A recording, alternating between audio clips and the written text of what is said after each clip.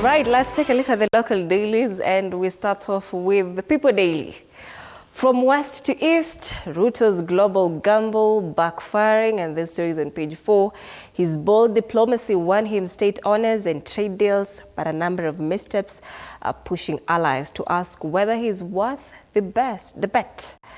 3 years in since he took the oath of office. I think matters diplomacy have been one of the biggest questions on his reign. He started off as a darling of the West, anaenda US official state visit. Kidogo kidogo ako China, akasema yeye na China they'll be the architects of the new world order. Ikazusha kelele upande ile ingine, kidogo huku Sudan RSF, kidogo Juba land forces, kidogo Kinshasa wanachoma embassy. Hey, it's been a whirlwind, a roller coaster 3 years. Trending for the wrong reasons. Kila siku. On the top strip of the People Daily, sovereignty versus security, the genesis of Kenya's friendship with the Juba land forces. A special coverage there on page 5.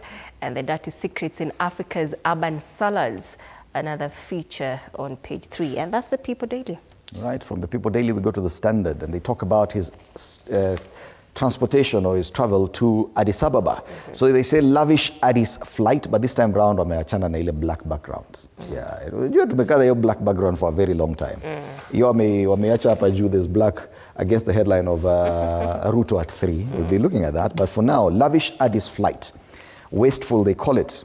Had President Ruto chosen to fly to Addis Ababa using Kenya Airways, his round-trip ticket would have cost taxpayers just 179,730 shillings.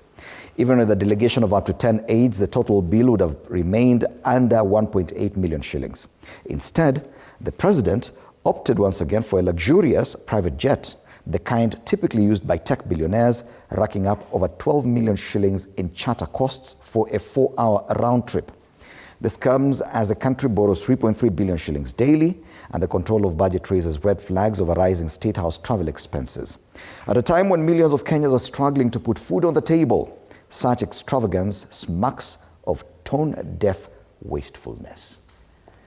Nidai Semo wamepiga picha ile ndege ambayo inasemekana rais ameitumia, na wanasema it has some extra large oval windows to allow a lot of natural light in.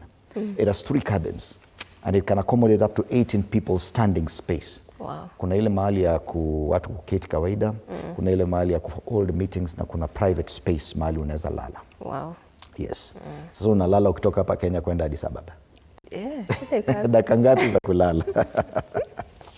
So they've actually gone ahead and described in detail on page 8 how this flight is, how the plane looks inside, how much it would cost. But questions are, we know we do have a presidential jet. We do have.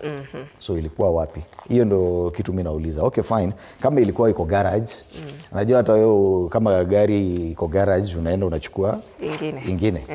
Sasa pengine iko garage. Yeah. Lakini you never know. Probably they'll come out and explain. So that's a big story there. They're just looking at his mode of transport to Addis Ababa. You remember the other time he went to the US, and we were looking at his mode of transportation. Ile jet walisema it cost 200 million shillings. Alafu akasema hapana, in fact walilipa tu 10 million. Only 10 million. The US and back, a whole plane.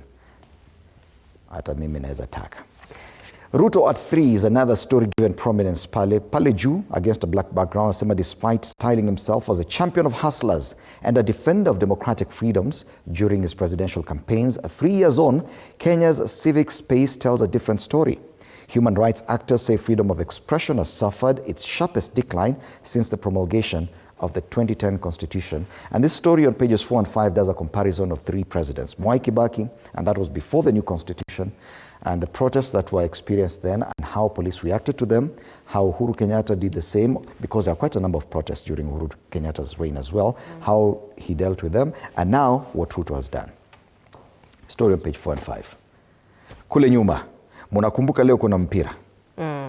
Harambee Stars leo wanafaa kukutana. Kenya will host Seychelles today at the Kasarani in a dead rubber 2026 World Cup qualifier, with both teams already out of the race for a ticket to the USA, Mexico, Canada showpiece. So this is purely for bragging rights.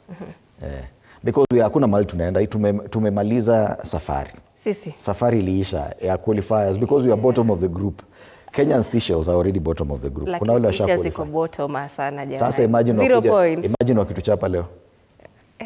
It's bragging rights today. Yeah. Tuko kwetu, hata kama tuko chini sisi wote, lazima tuwachape. Yani tu ni lazima. Tukikosa, kesho hata tukuje kazi. Practice will make perfect.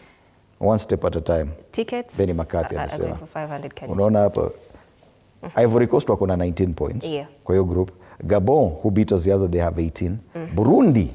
Burundi, they have 10. Mbona wamerudia Gabon mara mbili? Kenya 6 points, and then Seychelles, the very last team, with 0 points. Ndio tunakutana nao leo. Hata tukiwachapa hapa hakuna maringo tuko nayo.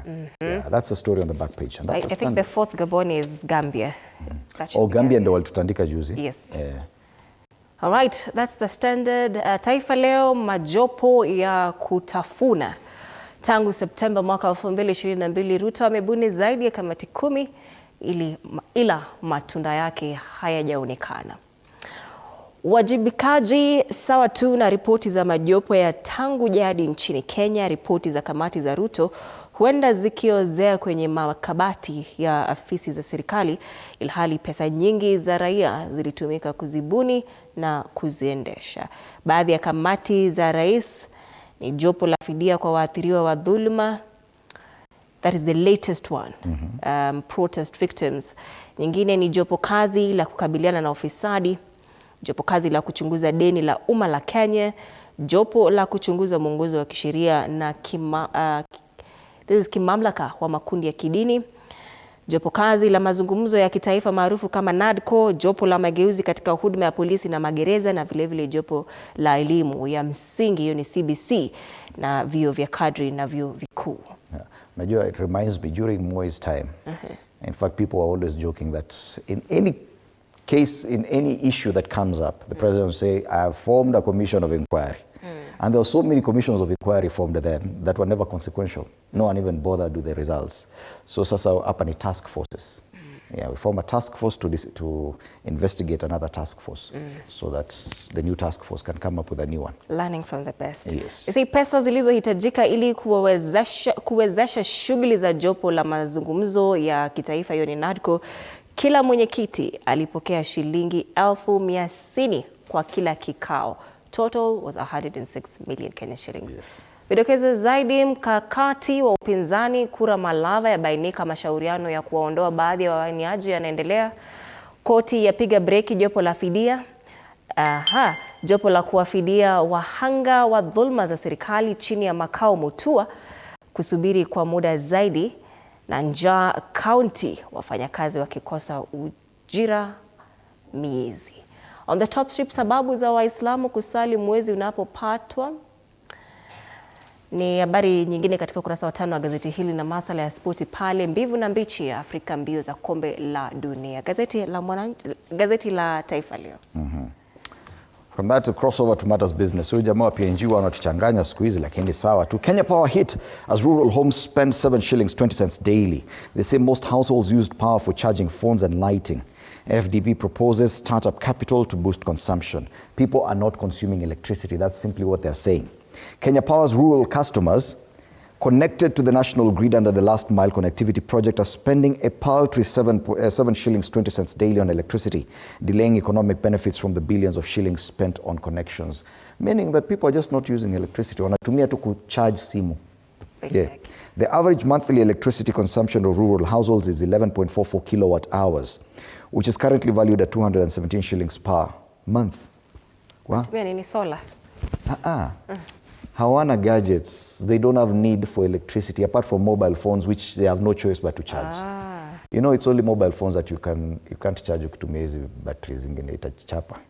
The majority of households use electricity for charging phones and lighting, unlike plugging in gadgets like fridges, TVs, cookers, microwaves, and electric heaters, which are key drivers of power. So kule mashinani, maeneo ya rural areas, hawana those gadgets. They're just using electricity for lighting and charging phones. Na wanasema ni kama Kenya Power haipati pesa. Yes. All right. Matters banking, depositors in top banks lose 22 billion shillings in 6 months as rates dip. Depositors hawapati pesa. Ndio director amesema ati mashinani watu hawahitaji pasi, unalalia tu chini, unalalia shati yako. Unajua siku zake walikuwa ushaona wale jamaa amevaa shati iko na mabox hivi huko nyuma hivi, box cars 6 hivi na hajapiga pasi, ameweka tu chini ya mattress. Namjua sana wewe. Wa Vihiga. On the ticker up, some depositors in failed banks may draw up to 1 million shillings compensation. So depositors who lose money in failed banks may soon draw up to 1 million shillings in compensation according to recommendations of a new study. And finally, NSE posts third highest dollar returns in Africa. Matters business on the front page of the Business Daily. All right. Tukisonga mbele, Daily Nation, 1 million state workers gobble up half of taxes. Violation, government agencies and counties routinely break statutory ceilings on pay. And trends of public wage bill and ordinary revenue in millions has been covered here on the front page of this newspaper. They say a hiring spree to meet the demand for more teachers, medics and security officers has pushed the number of government employees past 1 million.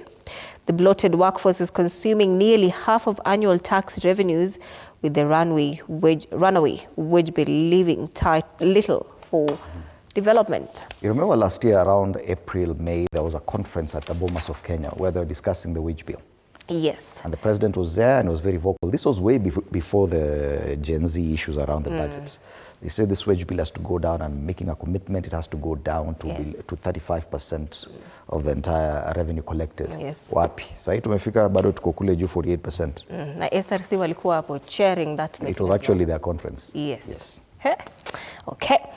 Other stories here on the top strip: county employees go without salaries. That story is on page 7.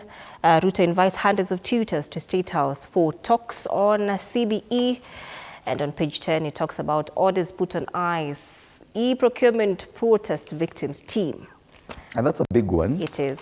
3 years down the line, a lot of policies and moves by this administration continue to face legal hurdles in court. The latest one, that Jopo kazi ambaye kuwafidia victims of abductions and protests, and then the e-procurement. But these are conservatory orders, because many people have challenged them in court. These are just conservatory orders, especially the one for e-procurement. They've said it will cease. That order will be lifted by October 15th. Lakini Mbadi alisema wale ambao mna reject it, stop it. Stop it. You have to accept the e-procurement Sasa koti imesema akuje slow. Wash, how Juba dirty cash is laundered in Kenya. This is the front page of the Star. Today being a Tuesday, you get a free copy of this. Country's riches monetized, concealed and rerouted into global markets. So a UN panel of experts found South Sudan soldiers are key players in illicit charcoal trade. The report also finds South Sudan's gold is virtually unregulated, mined, traded, then smuggled across the border to Kenya and Uganda. Hii utajisomea mwenye pages 4 and 5 of the Star today. Other stories, pale juu, the top strip: baptism by fire, Ruto administration at 3, presidency forged in fire. Do you really think it was baptism by fire? He was deputy president for a whole 5 years. He understood these things. I think he was actually the fire. He understood the job better than anyone else. Yes. Pale chini, fee cuts, why universities and government face testing times. Petty theft, chicken thief, jailed for 7 years, gets a retrial. Kuku. Jamaa anaiba pesa mamilioni, anafungwa mwaka moja ama mwaka moja unusu. Jamaa anaiba kuku, anafungwa miaka 7. Wow. Inaitwa justice. And fighting misconduct, I pour in fresh push for police body cameras. That's a start. Today being a Tuesday, it's not for sale, and it comes with a complimentary MyGov pull-out for government jobs and tenders. Grab yourself a copy of this paper. Fresh, independent, different. All right. Now let's take a look at the